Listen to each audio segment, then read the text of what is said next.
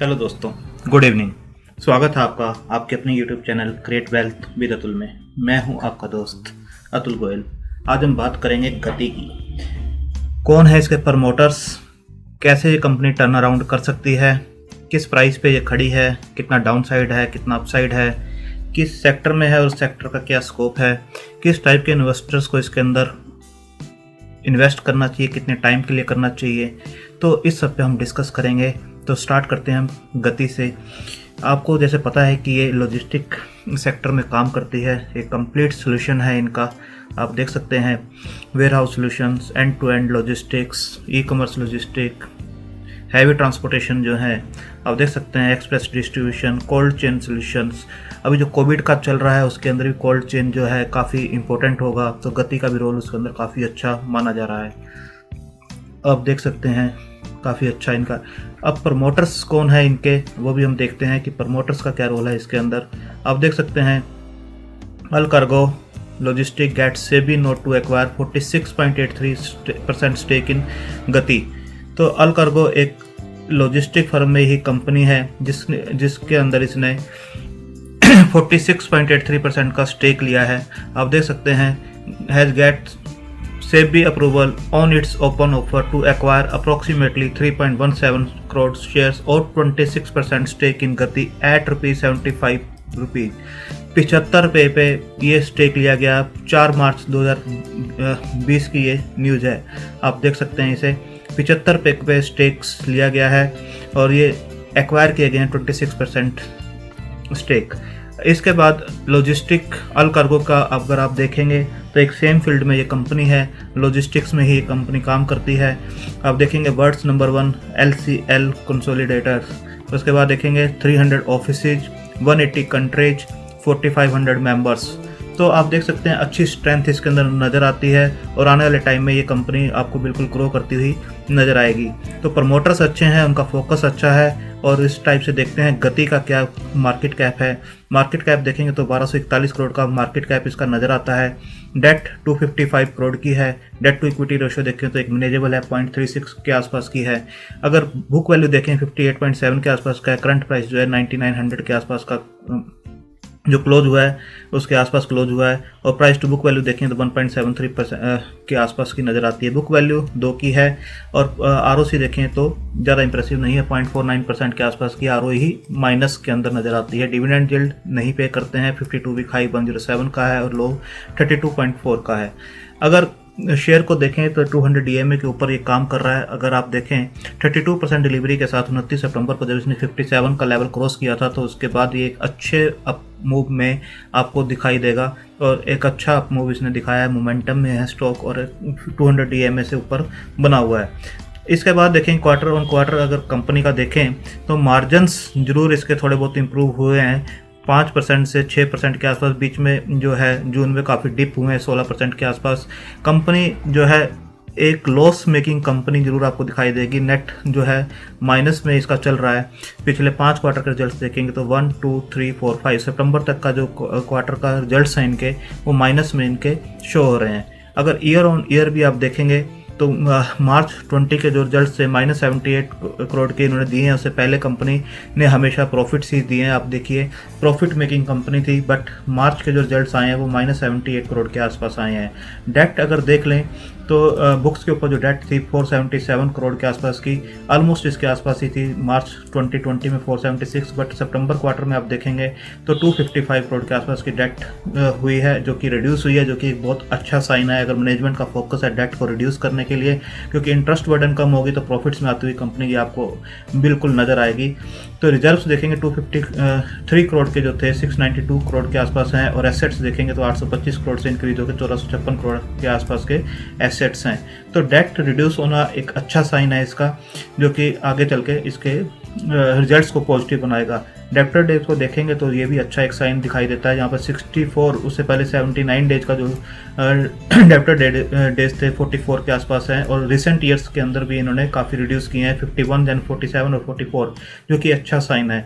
Share holding pattern को देखेंगे तो प्रमोटर्स की होल्डिंग जो है 51.90% के आसपास है, जिसके अंदर हम देखेंगे अल कार्गो, जिसकी हमने अभी बात की थी, 46.86 का स्टेक होल्ड करते हैं। इसके बाद एफआई जो है बहुत ज़्यादा इसके अंदर एक्टिव नहीं है, 0.03% है। डीआईएच का 1.08% के आसपास है, जो कि रिसेंट क्वार्टर में ही इन्होंने अपना स्टेक जो है इंक्रीज किया है। डीआईए ने 1% के आसपास है। पब्लिक होल्डिंग बहुत ज़्यादा है, 46.99% के आसपास है। कुछ जो है स्ट्रॉन्ग हाथों में शेयर जरूर आपको नजर आएंगे, बट वो भी मिनिमम है 2, 3, 5, 7, 8% के आसपास है, जबकि 38% के आसपास की जो होल्डिंग है वो रिटेलर्स के पास है। तो ओवरऑल यह है कि डेट रिड्यूस होना एक अच्छा साइन है। प्रमोटर्स इसके अच्छे नज़र आते हैं। 75 के आसपास का जो स्टेक एक्वायर किया है, एक रॉक बॉटम वो भी नज़र आता है। अब जो प्रमोटर्स हैं उनका कहना है कि Gati to return to profitability next quarter. अब देख सकते हैं, अल cargo logistic expect Gati the express courier service firm it recently acquired to return to profitability next quarter after having been stalled by the corona virus lockdown in current quarter. Al Cargo chairman Shashi Kiran Shetty also expect a brighter future for the Hyderabad-based subsidiary, and as it is awaiting a tax write back of rupees 50-60 crore through ongoing dispute settlement. इनको जो government से है 150-160 करोड़ रुपया कुछ इनका dispute चल रहा है, जो कि इनको वापस आता हुआ नजर आएगा, जो कि एक स्कीम है विवाद से विश्वास गवर्नमेंट की। उसके अकॉर्डिंग ये कह रहे हैं कि अगर 50-60 करोड़ भी उसमें से आ जाते हैं तो काफ़ी इनकी हेल्पफुल हो जाएगा।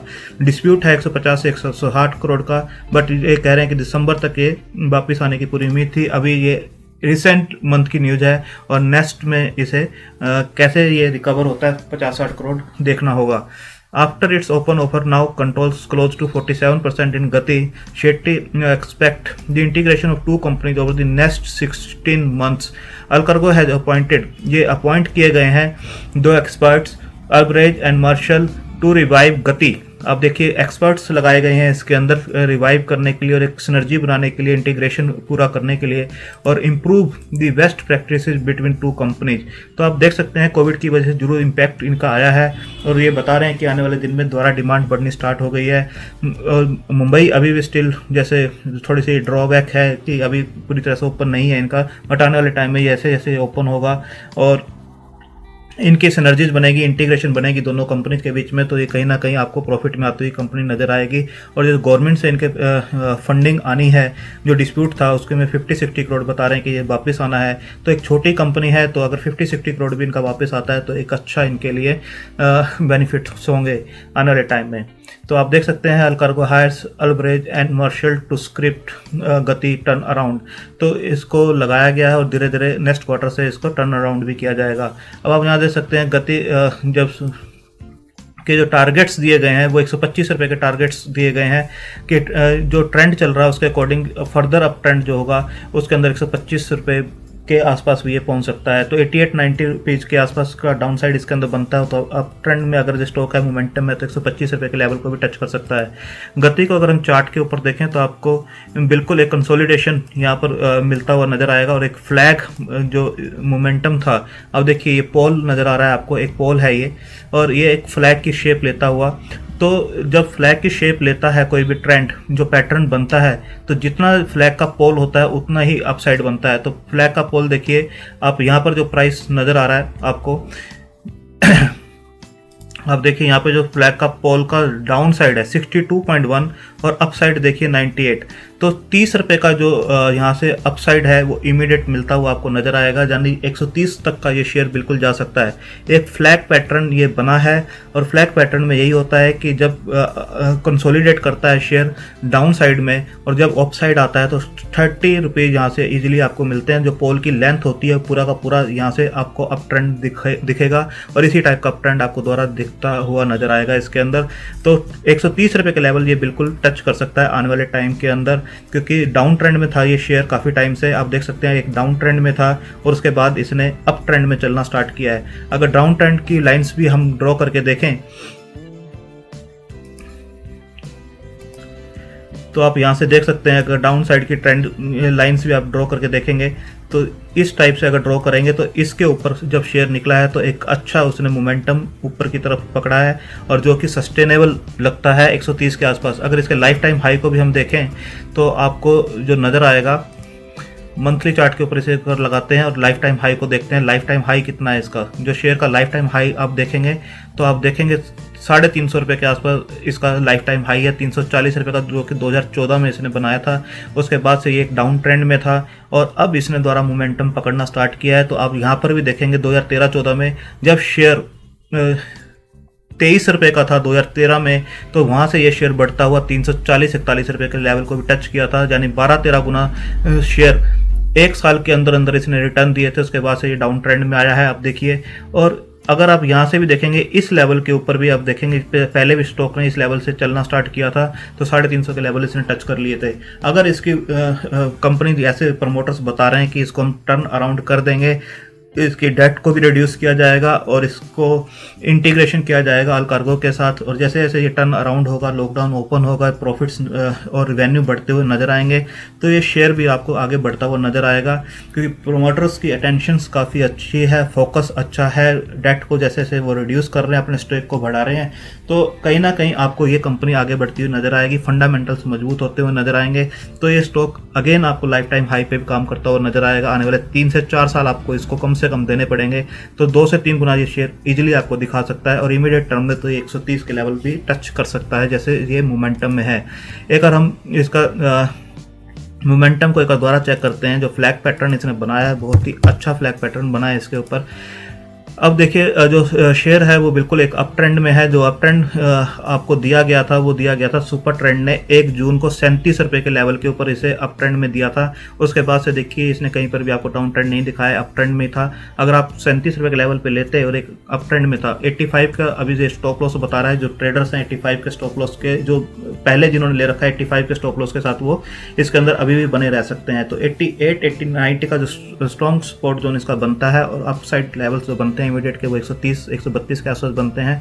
बट अगर लॉन्ग टर्म के लिए इसे रखें तो एक कंपनी टर्न अराउंड कर सकती है, फंडामेंटली अच्छी कंपनी हो सकती है आने वाले टाइम में, क्योंकि सेक्टर जैसे जैसे ग्रो करेगा तो ये कंपनी भी ग्रो करेगी, और ये यहाँ से डबल भी आपको रिटर्न्स दे सकती है कंपनी।